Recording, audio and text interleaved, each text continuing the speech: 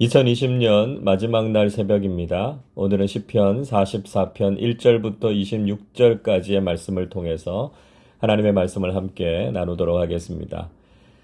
시편 44편도 고라 자손의 시편입니다.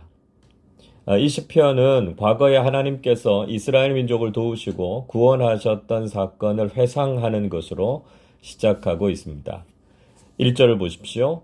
하나님이여 주께서 우리 조상들의 날 곧 옛날에 행하신 일을 그들이 우리에게 일러주매 우리가 우리의 귀로 들었나이다.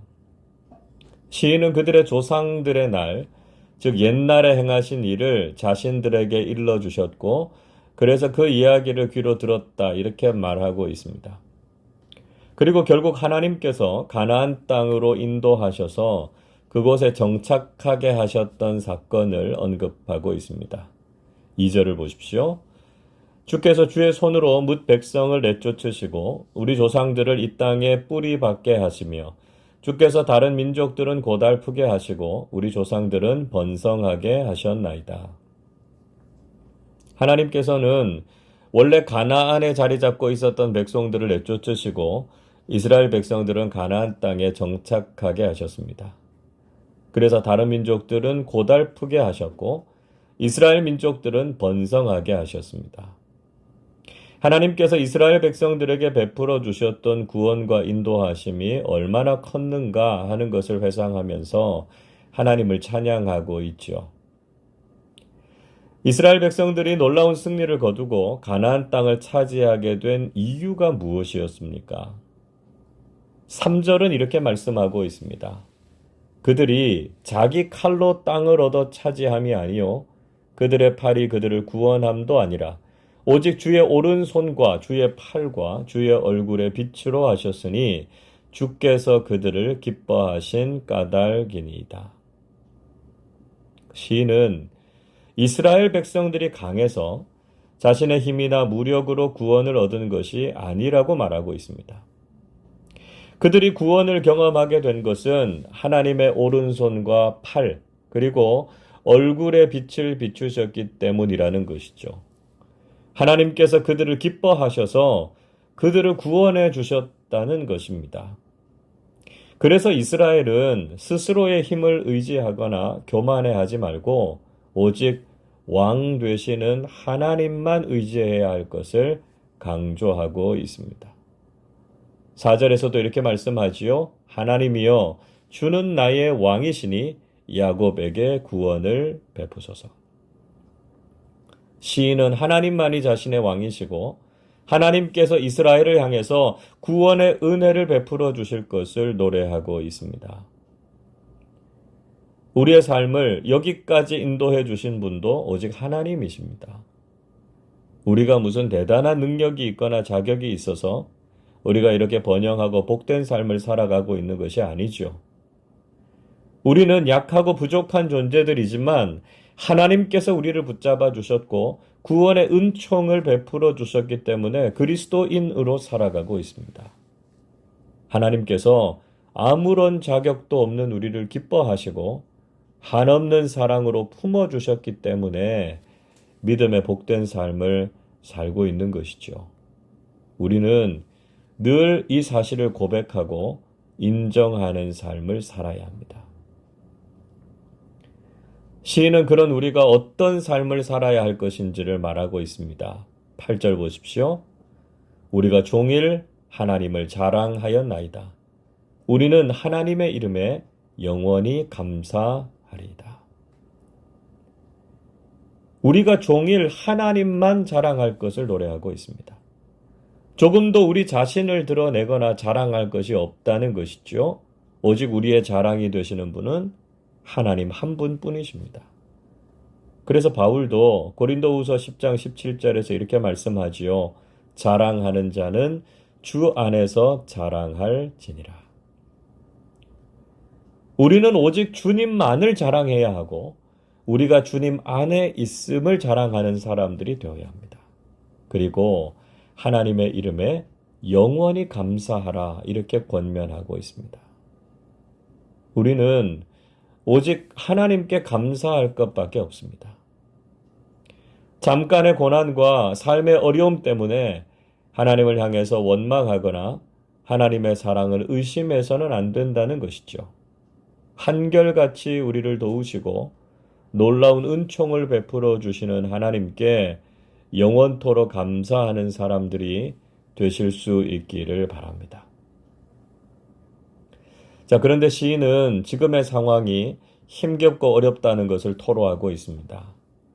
9절 보시면 지금은 하나님께서 자신들을 버려서 욕을 당하게 하셨고 하나님의 군대가 함께 하시지 않는다고 하소연하고 있습니다.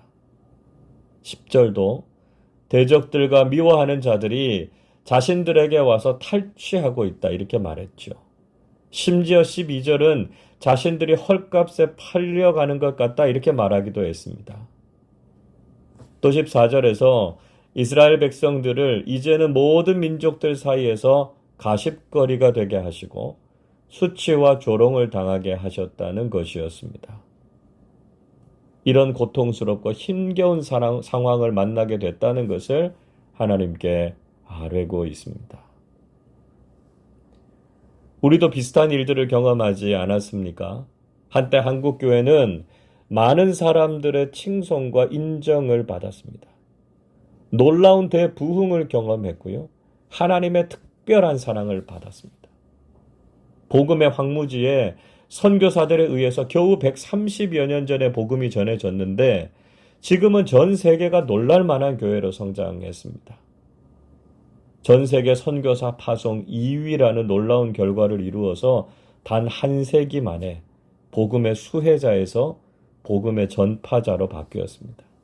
한국교회는 바로 이런 엄청난 영적 부흥과 축복을 경험했습니다. 그러나 하루아침에 한국교회는 세상에서 부끄러움과 수치를 당하고 있습니다. 마치 하나님께서 버리신 것처럼, 마치 하나님께서 헐값에 팔아넘기신 것처럼 이제는 조롱과 비웃음의 대상이 되고 말았습니다. 지금 우리의 심정도 마치 시인이 노래하고 있는 것과 비슷한 상황입니다. 그러나 시인은 이런 상황 속에서도 하나님을 잊지 않고 하나님의 약속을 붙잡고 있다고 노래하고 있습니다. 17절을 보십시오. 이 모든 일이 우리에게 임하였으나 우리가 주를 잊지 아니하며 주의 언약을 어기지 아니하였나이다. 비록 지금 그들은 가슴 아프고 고통스러운 현실을 맞이하고 있지만 변함없이 하나님을 기억하고 의지하고 있다고 말하고 있습니다. 이것이 바로 믿음의 사람들이 보여야 할 모습이지요. 아무리 힘들고 어려워도 상황이 나빠지고 낙심이 된다고 하더라도 하나님을 잊지 않고 약속을 붙잡는 사람들이 바로 믿음의 사람들입니다. 우리도 지금 힘겨운 현실을 맞이하고 있지만 하나님께서는 지금 이 상황 속에서도 우리의 믿음을 지켜보고 계십니다.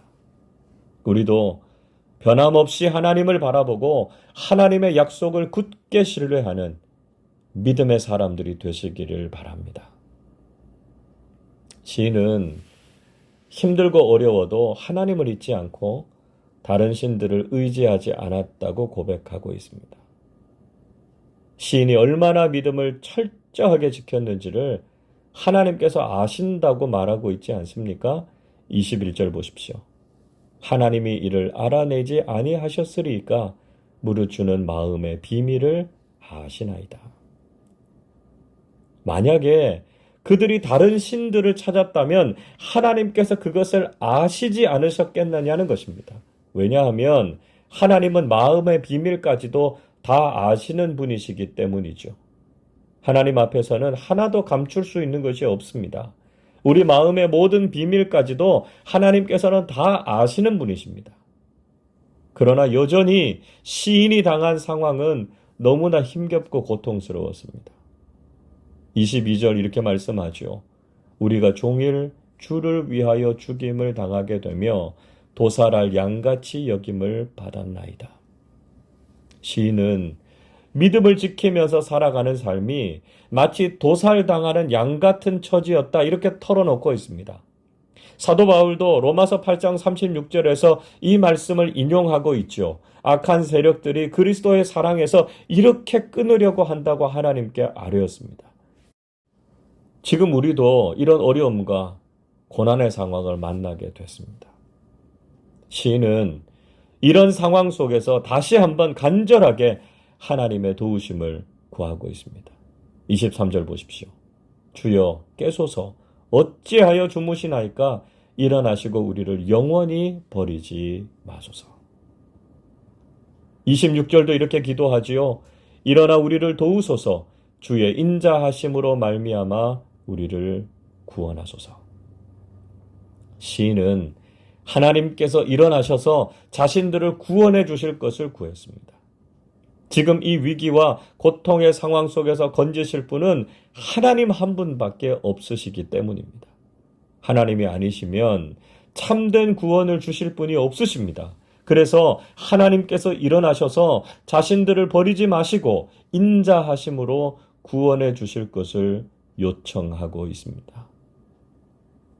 한 해를 마무리하는 오늘 우리의 심정도 시인의 상황과 다르지 않을 것입니다. 과거에 우리를 구원하시고 인도하셨던 하나님을 생각하면서 우리도 다시 한번 하나님의 은총과 자비를 구하게 됩니다.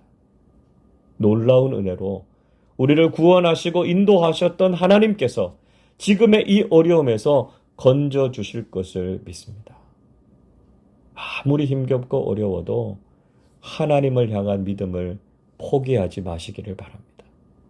반드시 하나님께서 일어나셔서 우리를 도우시고 구원과 자비를 베풀어 주실 것을 믿습니다. 올 한 해는 정말 힘들었지만 새로운 한 해에는 하나님께서 일어나셔서 반드시 우리를 도우시고 어려움을 이기게 하실 줄로 믿습니다. 하나님의 은혜 안에서 2020년을 잘 마무리하시고 일어나 도우시고 함께 하실 하나님을 기대하면서 새해를 소망 가운데 맞이하시는 우리 모두가 되시기를 주님의 이름으로 축원합니다.